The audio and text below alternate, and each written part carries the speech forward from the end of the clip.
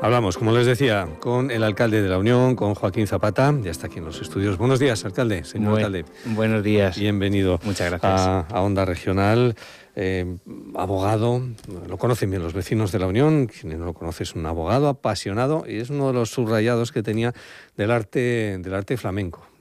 Bueno, le viene, ¿no?, por el tema de La Unión, festival 65 ediciones del Festival del Cante de las Minas, que se presenta en Madrid.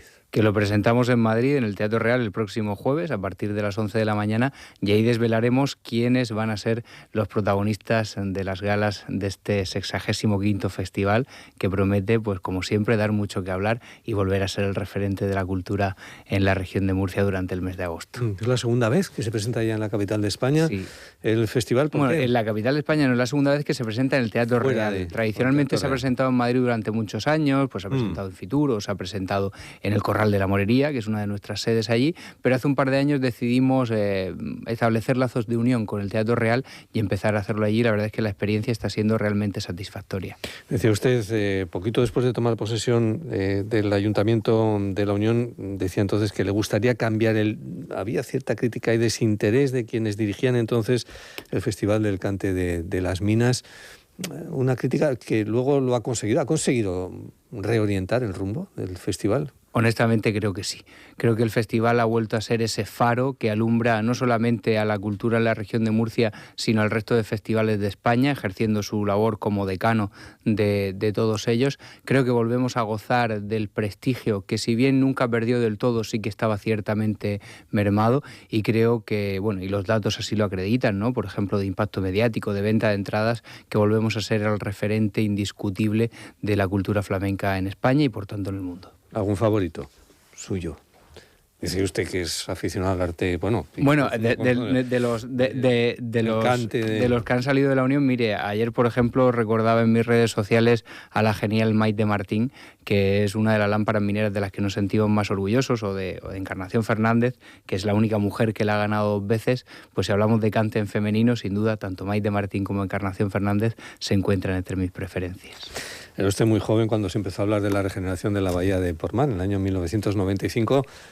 Había nacido, pero poco. 2 años poco, atrás. Por eso le digo, poco más. Y 30 años después, la bahía sigue sin regenerarse. Es 30 años. La cuestión más lastimosa que tenemos en el municipio, sin duda, porque se trata no solamente de la mayor catástrofe medioambiental que ha sucedido en el Mediterráneo, según Greenpeace, y coincidimos con ello, sino además en una historia que se traduce pues prácticamente en fraude en fraude hacia la confianza de los vecinos. Cuando la actividad minera cesó en 1990, se prometió por parte de las administraciones, por parte de las empresas, un plan de reconversión industrial que estaría enfocado hacia el turismo. Y para ese turismo, lógicamente, había que recuperar la bahía. No se ha cumplido aquello y el deterioro de Portmán ha sido tremendo. Por ejemplo, desde el punto de vista demográfico, desde 1990 hasta hoy se ha perdido un 20% de la población, y el envejecimiento de la misma además es notable. Por tanto, creo que si siempre ha sido necesario y justo recuperar la bahía de Portmán, quizá este sea el momento más importante, porque si no lo hacemos ya, probablemente estemos condenando a Portmán a su desaparición, y creo que no estoy exagerando ni un solo ápice. El Ministerio abre la posibilidad, dice, eran las últimas informaciones de esta semana pasada, a volver a replantearse, ¿no?, cómo regenerar la bahía, hasta dónde llevar o no el soterramiento, hasta dónde sacar los estériles. ¿Cuál es la reivindicación que mantienen ustedes y los vecinos de Portmán? Yo desconfío, y porque tengo motivos para desconfiar, del Ministerio y de su criterio. Ya en el año 2023, cuando entré de alcalde, en octubre, empezamos a denunciar que la intención del Ministerio era sellar la bahía, dejar los estériles allí y no retirar ni un solo gramo de arena contaminada. Vinimos denunciándolo sin que nos hicieran mucho caso, la verdad, desde octubre del 23 hasta abril del 25, donde esa intención finalmente se confirmó. ¿Qué ha sucedido? Que el Ministerio se ha encontrado con la oposición frontal de absolutamente todos los agentes agentes que estamos implicados en esta cuestión. Estamos en contra del ayuntamiento, está en contra la comunidad autónoma, están en contra los colectivos ecologistas y también los vecinales. Es decir, está en contra todo el mundo del sellado. La decisión que han tomado no es abrir la puerta a una posible recuperación ambiental de la bahía. Ojalá me equivoque, pero no suelo equivocarme en lo que tiene que ver con Portmán, sino dejar en manos de un agente exógeno, tercero, sí, una empresa contratada, la decisión final de qué ha de ser con la bahía. ¿Y a usted no le gusta tampoco eso? Evidentemente no. Lo que haya de ser con la bahía es algo que tienen que decidir los vecinos y las administraciones. Y es que ya está decidido desde el año 2006, donde se decidió que en vez de recuperar 600 metros de fondo de bahía íbamos a recuperar 200. Donde se acordó que se redactaría un proyecto que se redactó en el año 2011, todavía por la administración de Zapatero, donde se licitó el proyecto ya con el gobierno de Mariano Rajoy en el año 2013, se puso en marcha en el año 2015, hasta que en el año 2018, de golpe y porrazo, y argumentando un montón de cuestiones que ahora no voy a tratar de desmontar, pero que evidentemente muchas de ellas son falaces, dijeron que iban a paralizar el proyecto para mejorarlo. Claro, desde el año 2018 hasta el año 2005 una parálisis absoluta con la promesa de mejora de un proyecto que finalmente no solamente no es mejora, sino que es el final para siempre de la posibilidad de recuperar la bahía.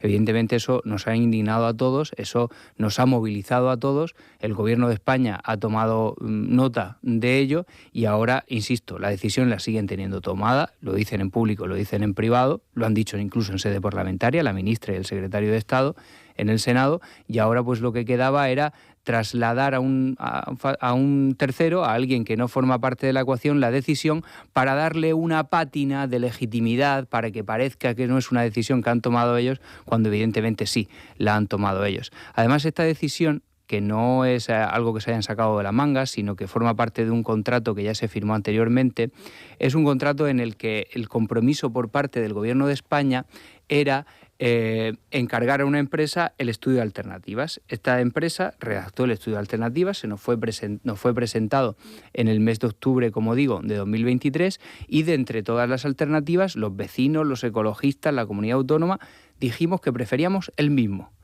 En la alternativa en aquel momento llamada 3B, que es la que más se parece en realidad al proyecto de 2011. Ese proyecto de 2011, como digo, puesto en marcha a partir del año 2015, recupera 250 metros de línea de bahía, permite la recuperación del puerto de usos tradicionales y pesqueros y a su vez pues supone la regeneración también de la sierra, porque esos estériles que se sacaban de la bahía de Portmán se devolvían a cortas mineras que al verse colmatadas también permitían la regeneración de la sierra. Nosotros ya dijimos que queríamos eso en el año 2006, insisto, y lo volvimos a repetir en el año 2013. Pues bien, en el año 2015, de forma unilateral, el Gobierno de España es quien dice que no van a ejecutar esa opción. ¿Y por qué digo esto? Porque este encargo que ahora se sacan de la manga incumple el propio contrato que el Ministerio tiene con esa consultora. La consultora presentó 5 alternativas y le dijo al Ministerio, dígame usted en base a cuál redacto el proyecto. Y el Ministerio le ha dicho, dice, elíjala usted. Ya. ¿Cómo va a quedar entonces o cómo puede quedar entonces la bahía si finalmente el Ministerio de alguna forma se sale con la suya? ¿Recuperamos el puerto tradicional? Ese puerto no, en el proyecto llama mucho la atención cuando uno va, que ve allí las cañas alrededor de todavía los amarres. En el proyecto que nos presentaron en aquella comisión de seguimiento de abril de 2025 ya vinieron con una maqueta que no sabemos quién elaboró ni con base a qué criterios técnicos, tampoco ellos fueron capaces de explicarlo, donde el puerto no aparecía, donde incluso la lámina de agua que ya tenemos recuperada en ese lago interior se ve absolutamente colmatada y desaparece, y donde la única posibilidad de una instalación portuaria es ese pequeño puerto que existe en la playa del Lastre, que muchos habrán visto, que por cierto ni siquiera forma parte en la actualidad del dominio público marítimo terrestre, y de hecho puertos, el Ministerio para la Transición Ecológica dice que ese puerto en realidad no existe. Nosotros consideramos que es un fraude, los vecinos consideramos que es un fraude a la buena voluntad que le hemos puesto, a la paciencia que le hemos otorgado, ¿no?, al Ministerio a la hora de poder solventar esta cuestión, porque insistimos, las obras estaban en marcha, se estaba recuperando la bahía, paralizaron el proyecto con la promesa de mejorarlo y lejos de mejorarlo lo que han hecho ha sido destruirlo. ¿Y cuál es el futuro entonces de esos embalses, bueno, de esos depósitos que están ahí, todo eso que están ahí desaparecería. construidos, se quitaría todo aquello. Esas balsas, para que nos entienda, balsas de decantación, ¿no? Era, ¿no? Una cosa exactamente, son unas balsas donde se van depositando los estériles, bien por medios mecánicos, bien por una draga, y ahí se van secando, y conforme se secaban se transportaban con una cinta transportadora hacia la sierra. Pero eso se paró en el 2018. En el 2018, coincidiendo con la llegada de Sánchez a la Moncloa. Y desde entonces está paralizado. Todo eso se elimina, todo eso se genera una gran planicie, se sella con malla geotextil, como se está haciendo en otros lugares de la Sierra Minera, y nos quedamos ya así para siempre sin la bahía de Portmán. No estamos dispuestos a asumir esa solución, que evidentemente el Ministerio la quiere por un único motivo, porque es la más barata. ¿Y ahora qué, entonces?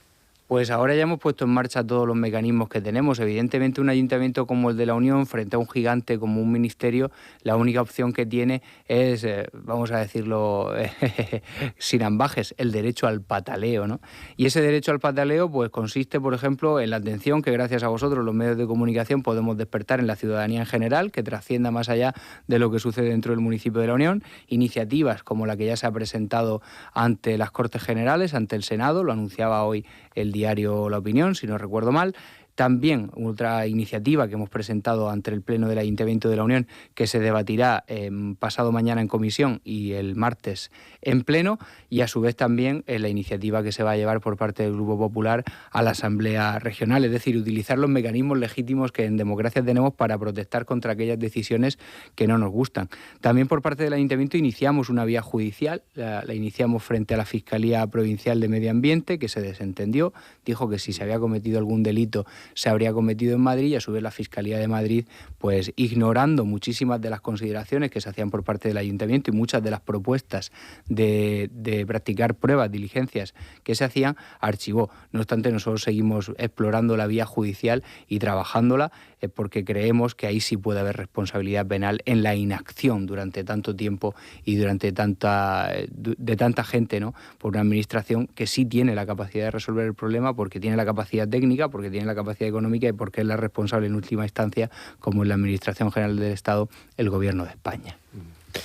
¿Queda algún responsable privado de la regeneración de la bahía? ¿Alguien debería hacerlo? Yo recuerdo hace años cuando el Gobierno regional planteó la posibilidad de que el Banco Europeo de Inversiones, estoy hablando de hace ya algunos años, contribuyera con fondos económicos a la recuperación de la bahía. Una de las negativas que adujo entonces el banco era que él interpretaba que había un efecto boomerang, que quien se podía beneficiar de unos fondos europeos para la regeneración de la bahía venía a ser indirecta o directamente el propietario de los mismos, que los había contaminado en su día y que podía sacar un provecho desde el punto de vista urbanístico de la aprobación, de la promoción turística que supondría eso, ¿no? La construcción de determinadas propiedades inmobiliarias, ¿no?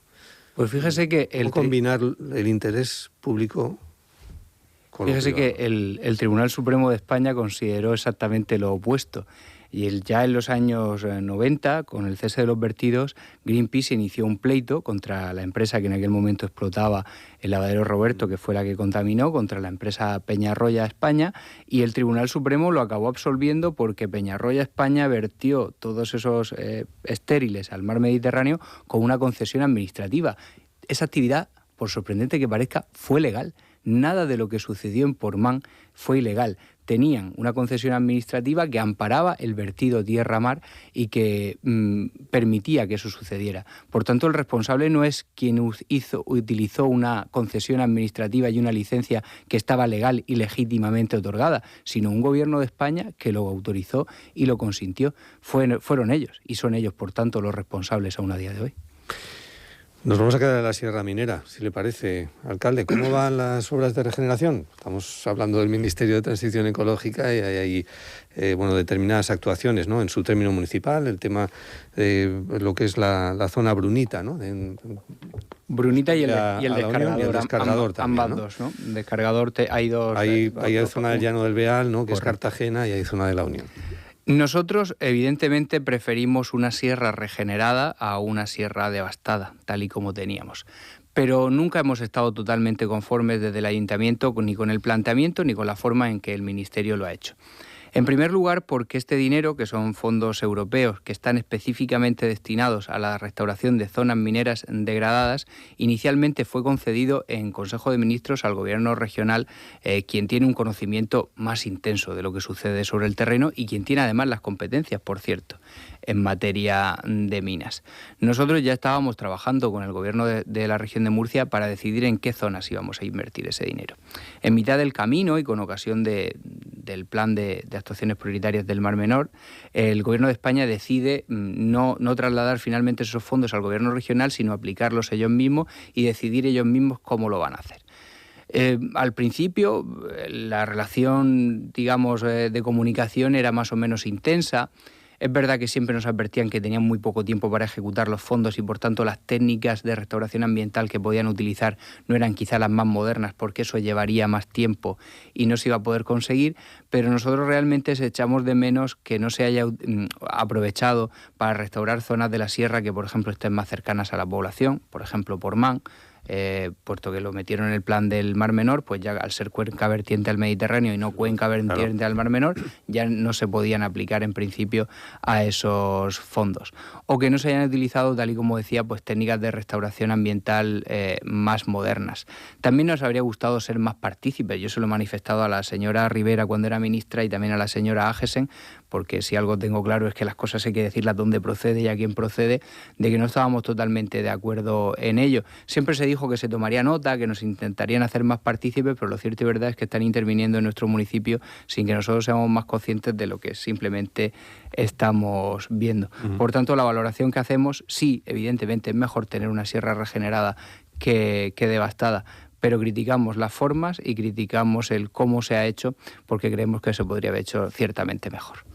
Volveremos a ver abierta para el atractivo turístico, incluso cultural, la Grupa Vicenta, la mina Grupa Vicenta. Tenemos buenas noticias respecto de eso. Bueno, llevamos trabajando prácticamente desde el primer día que llegamos al gobierno en conseguirlo.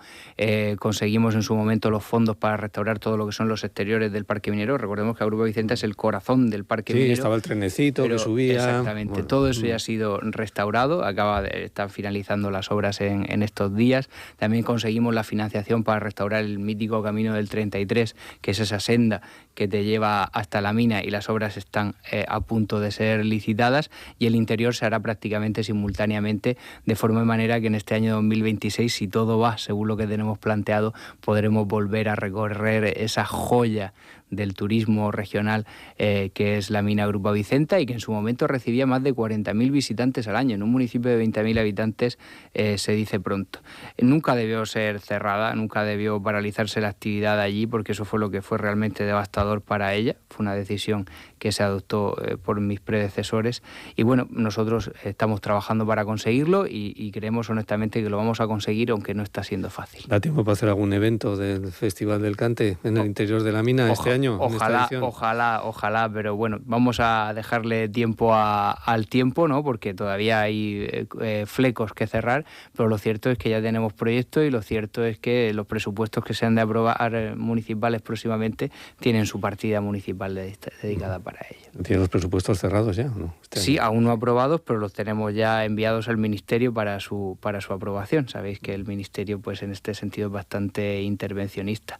Y si hablamos de turismo en la Unión, pues tenemos que hablar también, lógicamente, de ese museo minero que se ha constituido en una de las grandes joyas que tenemos en nuestro territorio, y que este año está nominado a Mejor Museo Europeo.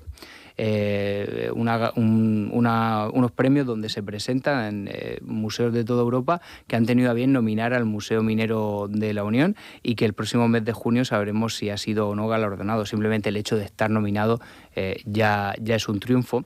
Y además, pues como nuestra identidad es minera y es flamenca, pues hemos organizado un ciclo de conciertos de flamenco en el interior de ese museo minero.